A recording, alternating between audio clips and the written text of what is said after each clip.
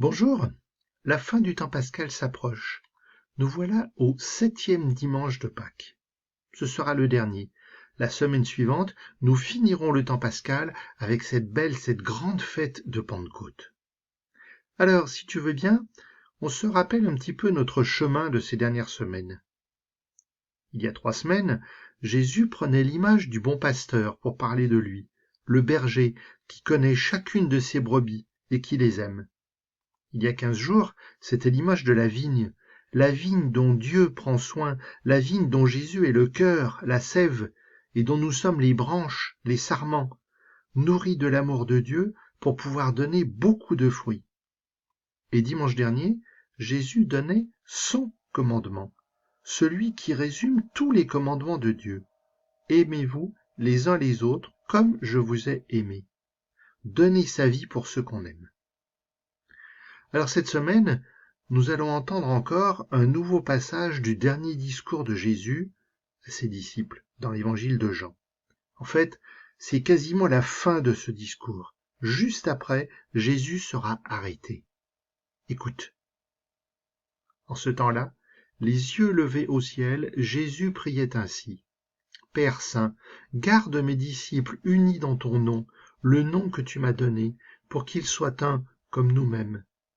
Quand j'étais avec eux, je les gardais unis dans ton nom, le nom que tu m'as donné. J'ai veillé sur eux et aucun ne s'est perdu, sauf celui qui s'en va à sa perte, de sorte que l'écriture soit accomplie. Et maintenant que je viens à toi, je parle ainsi dans le monde pour qu'ils aient en eux ma joie et qu'ils en soient comblés. Alors tu as entendu, pour ces dernières paroles devant ses disciples, Jésus prie. Il prie son Père. Il demande. Et dans sa première demande, il demande de garder ses disciples, de les protéger. Et ce qui va les garder, dit-il, c'est qu'ils restent unis en Dieu. Cette prière, elle est aussi pour nous aujourd'hui. Jésus prie sans cesse son Père pour nous protéger, pour que nous soyons unis dans son amour et que nous soyons remplis de la joie que Jésus nous donne. Moi, je leur ai donné ta parole, et le monde les a pris en haine, parce qu'ils n'appartiennent pas au monde, de même que moi je n'appartiens pas au monde. Je ne prie pas pour que tu les retires du monde, mais pour que tu les gardes du mauvais. Ils n'appartiennent pas au monde, de même que moi je n'appartiens pas au monde. Sanctifie-les dans la vérité, ta parole est vérité. De même que tu m'as envoyé dans le monde, moi aussi je les ai envoyés dans le monde. Et pour eux, je me sanctifie moi-même, afin qu'ils soient eux aussi sanctifiés dans la vérité. Alors maintenant, en quelque sorte, Jésus explique le pourquoi de cette prière. Ça peut paraître un peu compliqué, cette histoire de monde. Le mot est répété ici 8 fois dans ce bref passage. En fait, dans l'évangile de Jean, le mot monde désigne ceux qui haïssent Jésus, ceux qui s'opposent à lui, ceux qui ne croient pas en lui. Alors bien sûr, les disciples de Jésus ne sont pas de ce monde-là. Toi, moi, si nous sommes disciples, nous n'appartenons pas au monde. Mais pourtant, c'est avec ce monde que nous devons vivre. Les amis de Jésus, ce n'est pas un groupe de personnes qui s'enferment quelque part pour vivre entre elles.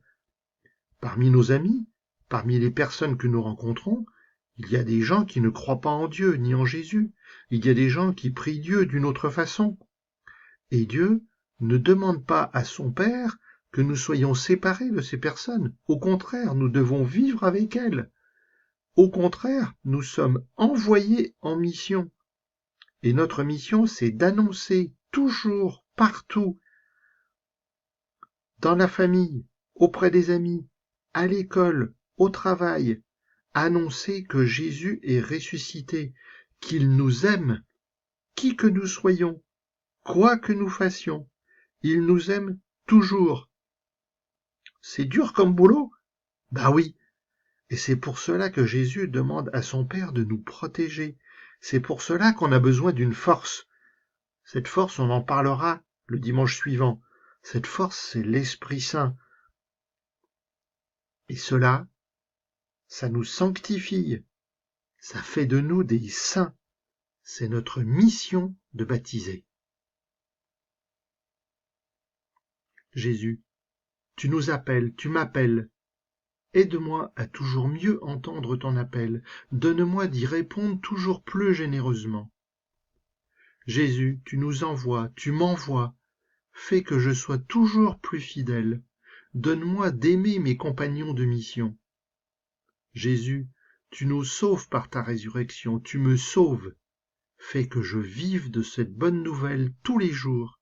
Donne-moi de l'annoncer à tous, sans peur, avec confiance. Amen.